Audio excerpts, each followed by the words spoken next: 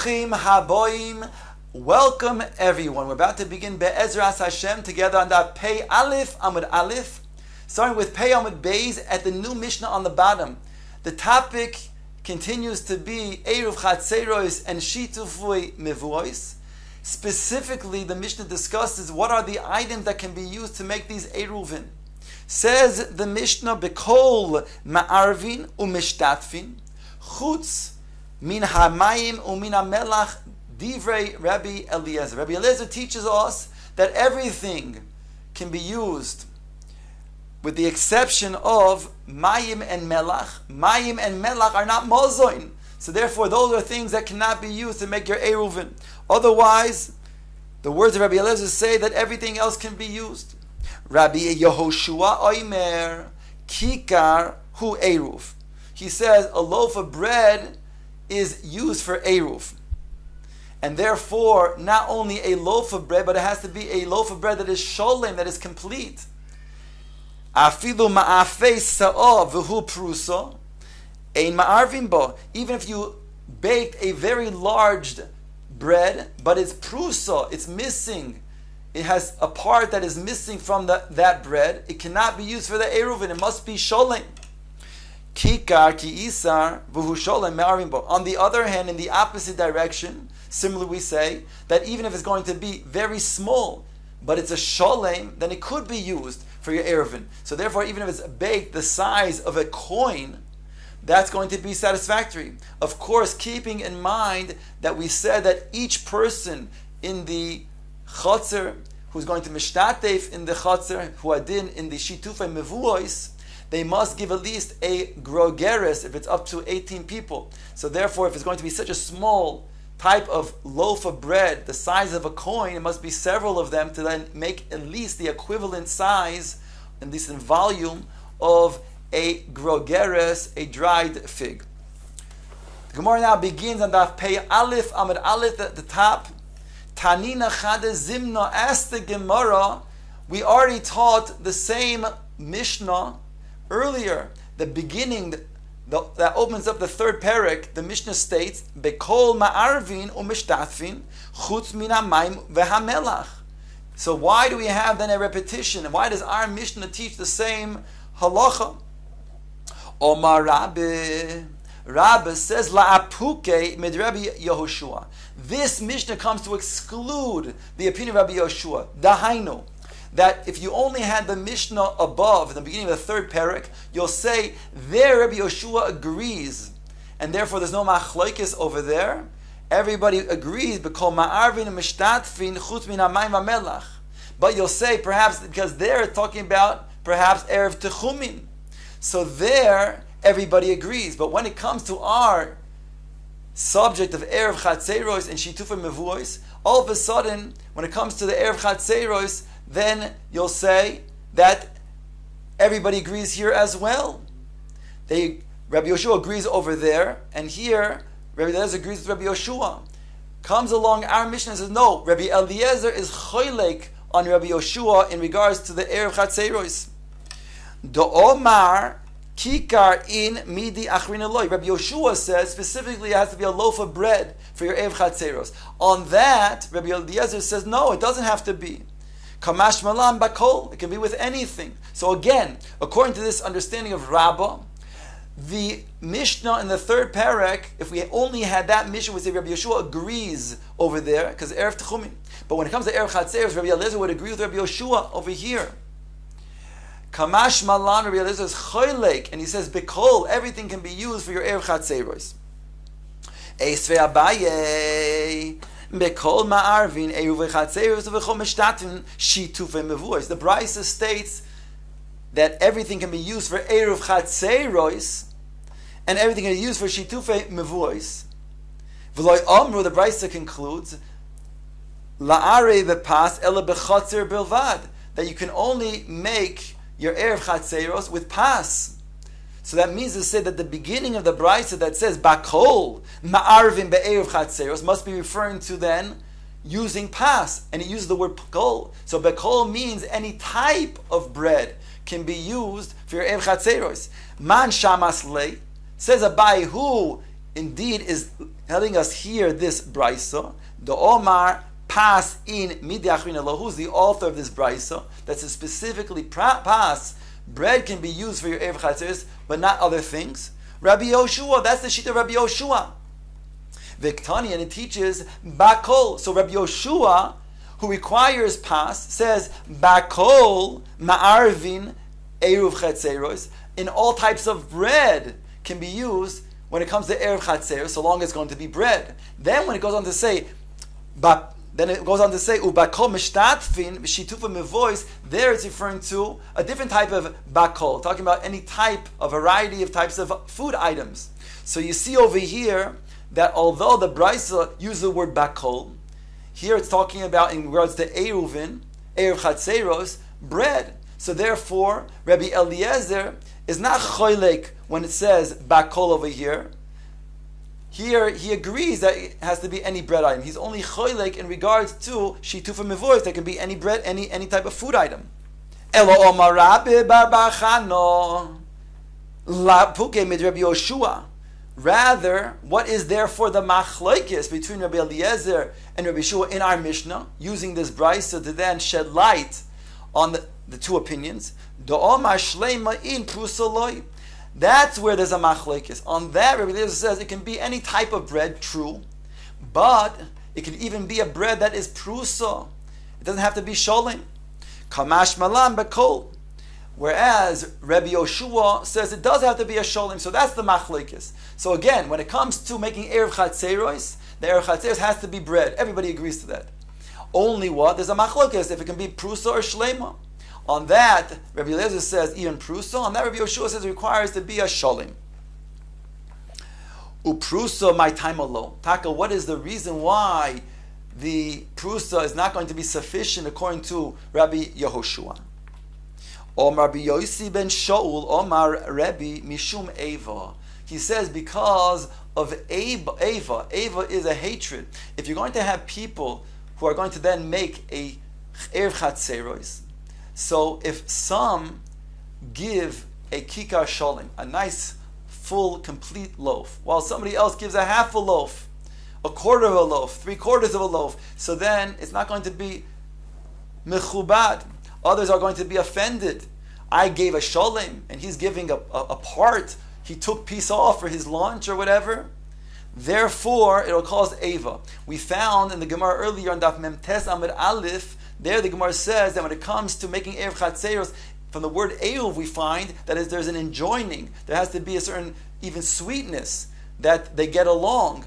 Therefore, an Erev has to be specifically something that's not going to cause an argument or Eva when it comes to then enjoying the Erev Chatzeros. Therefore, Rabbi Yeshua is makpid that it be dafka a sholim.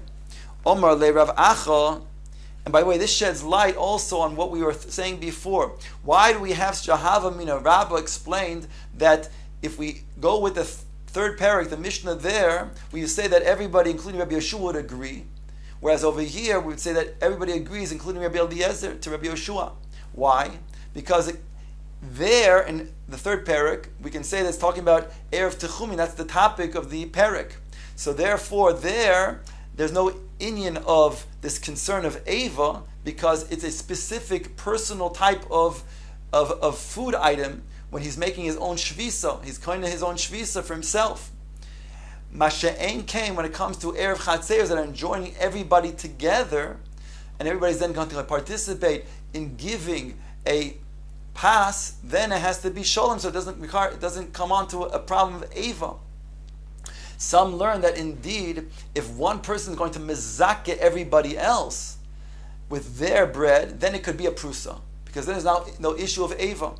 Now ask the Gemara, Amar le Rav Acha berei d'Rav Rav Ashi, Irvu kulam beprusois mao. So if indeed everybody in the chotzer were to then donate a prusa, and nobody would give a shalem, would that be acceptable? After all, that won't cause Eva since everybody's giving a prusa. On that, the Gemara says, Amar le shema yachzer davar lekilkul. No, we don't allow that, because if you do say a prusa in this situation is okay, then there might be another situation in the future where somebody will give a shalem, and others will not, and that will cause eva again. So therefore, no, it's like a low plu. We say it's required to then, if we're going to then mishtatef each person and make an erev chatzeres, then each person has to give a shalem according to Rabbi Yoshua. Rabbi Yochanan ben Shaul nitla himeno kedei chalosa ukdei dimua ma'arvin loy bo. Rabbi Yochanan ben Shaul, along the lines that we're just speaking about, if it has to be shalem, what happens when a person, he forgot to take out a piece of dough for challah? So now it's a loaf of bread, which enables him to take some dough, in this case, some of the piece of the bread that's baked now for his challah. So then he would give it to the kohen, and he can go ahead and eat the bread. Similarly, when it comes to a scenario where some truma fell into chulin, so there also you have to take out a certain amount, 1 out of 100 parts, 1%, in order to then allow it to be used, and not to say that there's any issue of truma inside of this mixture. So what happens if you take that out from your loaf of bread? So are these loaves considered to be good enough to then make your erev chatzerus with? So according to Rabbi Yochanan ben Shaul, indeed you can ma'arvin with both of these items. V'hatanya asked the Gemara from a brisa, kidei dimua ma'arvin lo bo, kidei chalosa ein ma'arvin lo bo. Here they make a chiluk in the brisa. When it comes to the dimua, then we say that indeed you can make your eruv with it. But when it comes to then taking out a piece of the bread for your challah, then you can't. So that contradicts the statement that we just made, Rabbi Yochanan ben Shaul, who said in both dimua as well as in challah you can use for erev chatzeros. The Gemara says lo kasha ha bechalos nachtoim ha bechalos baal habayis. When it comes to the chalos of a nachtoim, of a baker, so there the percentage is much smaller, and therefore it's a smaller amount that you're taking from that bread, whereby it's not going to be significant to say that it's not considered to be a sholem. Whereas when it comes to an individual baker who has to take a greater piece from his loaf of bread, then it will be considered to be a prusa, and therefore not valid. As the Gemara explained, this nan, what are these various shiurim between an individual baker versus a nachtoim, a baker that is going to then sell to the people? This nan, shiur challah. What is the amount of challah that one must take out from the dough, or if he didn't do from the dough, from the actual bread that was baked? Echad me'esrim va'arbo. That's the shiur. That's if a person who's he's making it for his own household or for his own personal simcha, he'd have to take 1 out of 24. Nachtoim, however, a professional baker who sells to the populace, shu oise limkor bashuk, v'chein ha'isha she'osesa limkor bashuk, echad me'arboim u'shmoina, it's half the amount, and therefore 1 out of 48, which is a much smaller amount. So when it comes again to the individual has to take a bigger amount, 1 out of 24, that's considered to be a prusa, that's invalid for erev chatzeros. Whereas when it comes to a nachtoim, then he has to take a much smaller amount, whereby it's still considered to be significant and a sholem for your erev chatzeros and can be used. Says the Gemara, Omar Rav Chizda, along these lines of what's considered to be a prusa and what's considered to be a sholem, says Rav Chizda, Tifara bekise ma'arvin loy bo. If a person, the word toifer, when we talk about tefira, stitching, the malacha diaraisa on Shabbos, tefira, toifer means you're taking 2 items, let's say 2 types of cloths, and you're putting them, you're connecting them, you're joining them together to be one. That's the malacha of toifer. So here the lashon of tefara bekisem, you're taking the 2 parts, there's a part of the bread that's disconnected, and you're now enjoining it, you're connecting it with a piece of toothpick. Ma'arvin loy bo, he says that can be a valid loaf now to be used for your eruv. It's like a sholem. I asked the Gemara Vatanya, ein ma'arvin loy bo, that you cannot use such a bread that was put together with a toothpick. Lo kasha ha di yidia tifra, ha lo yidia tifra. If it's known that it looks like it was something that was put together, so then it has a din of a prusa. But if one cannot recognize, but rather sees from the outside that it looks like a sholem, then it's valid.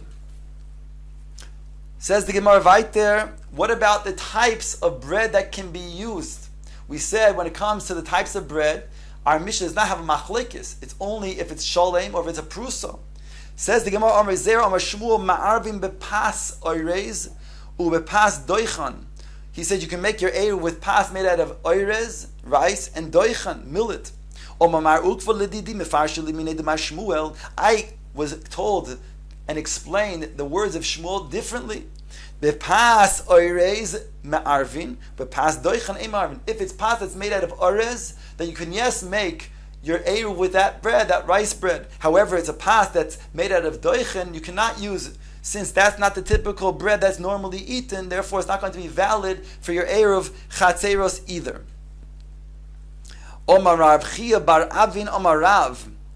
Ma'arvim pas adoshin, even pas that is made out of lentils is also going to be a valid usage for your eruv chatzeros. People do eat pas adoshin. It's considered to be a valid bread. Eini asked the Gemara, v'ho hahida havoy b'shnei demar Shmuel v'shadi lekalbe v'lo achle.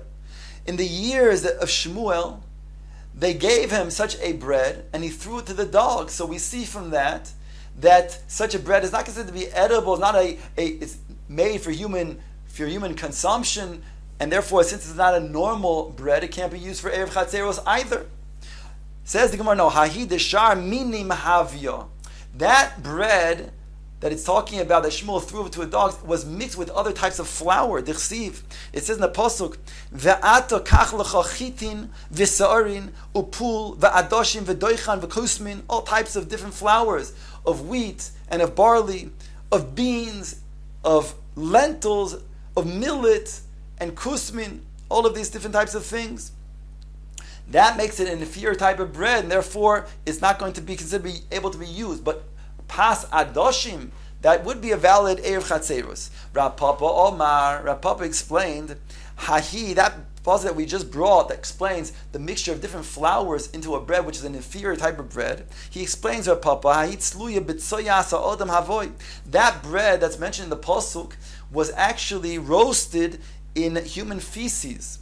Dichsiv, it says in the pasuk, v'hi begalele tzeias ha'odam te'ugena le'inayim, that you should bake the bread in the feces of Adam before their eyes. Ask the Gemara, "My ve'ugas sa'arim toichlena." Why in the beginning the pasuk does it say the cakes of barley you shall eat? Says the Gemara, the loaves of barley you shall eat. Says the Gemara, Amar Rav Chizda lishiurim, meaning it's not sa'arim but shiurim. It's the amounts, the measurements. Rav Papa Omar arivasa, it's the shape. The shape was made like the shape of breads made out of barley, which is not a very pleasant looking shape. Whereas velo ka'arivas chitin, when it comes to wheat bread, they do make the wheat bread in a nicer shape, and therefore that's what it's referring to when it comes to the pasuk, when it's referring to the shiurim and the areva. It's talking about the areva of sa'arim.